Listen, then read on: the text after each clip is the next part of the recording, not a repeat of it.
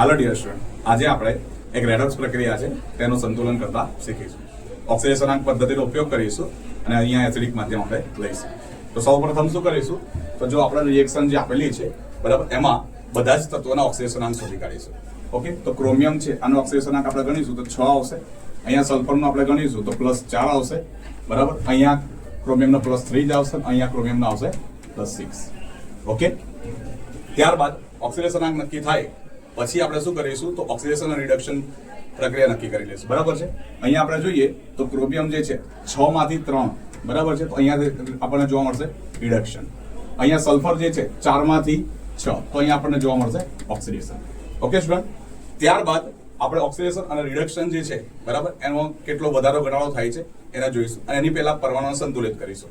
અહીંયા ક્રોમિયમ 2 છે, તો અહીંયા હું 2 ક્રોમિયમ કરી દઈશ બરાબર. સલ્ફર તો સેટ જ છે એટલે વાંધો આવે નહીં. ત્યારબાદ ઓક્સિડેશન અને રિડક્શન નો કેટલો વધારો ઘટાડો થાય છે એને સમાન કરીશું. અહીંયા આપણે જોઈએ તો ક્રોમિયમ જે છે એમાં ઓક્સિડેશન જોઈશું 6 અને 2 ગુણીશું એટલે 12 બરાબર, અને અહીંયા છે 6, તો 12 - 6 કરીશું એટલે 6 નો ઘટાડો આવશે બરાબર છે. અહીંયા સલ્ફરમાં જોઈશું તો સલ્ફર જે છે એમાં ઓક્સિડેશનાંક છે 4, અહીંયા છે 6 બરાબર, તો 2 નો વધારો થાય છે. ઓકે, ત્યારબાદ એને સરખા કરવા માટે આપણે શું કરીશું, તો અહીંયા 6 છે, અહીંયા 2 છે, અહીંયા જો હું 3 વડે ગુણી કાઢું તો ઓક્સિડેશનાંક સમાન થઈ જશે બરાબર છે. તો એ રિએક્શન આપણે 3 વડે ગુણી કરીએ છીએ બરાબર, ઓક્સિડેશન વાળી. અહીંયા 3, અહીંયા 3, અહીંયા 2 આપણે લખી દઈશું. ડન છે. ત્યારબાદ હવે આપણે ચાર્જ સેટ કરીશું વીજભાર. તો વીજભાર નક્કી કરીએ તો અહીંયા તમે ધ્યાનથી જોઈ શકો છો બરાબર. અહીંયા -2, અહીંયા 3 દૂની -6 તો થશે -8.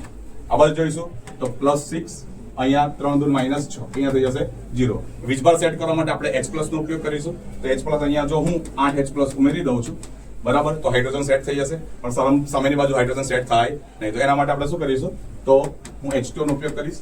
4 H2 લઈ લઈશ. ઓકે, તો વીજભાર સેટ થઈ જશે. H2 પણ સેટ, હાઇડ્રોજન ઓક્સિજન પણ સેટ થઈ જશે. તો આ રીતે આપણી આખી રેડોક્સ રિએક્શન સંતુલિત થશે.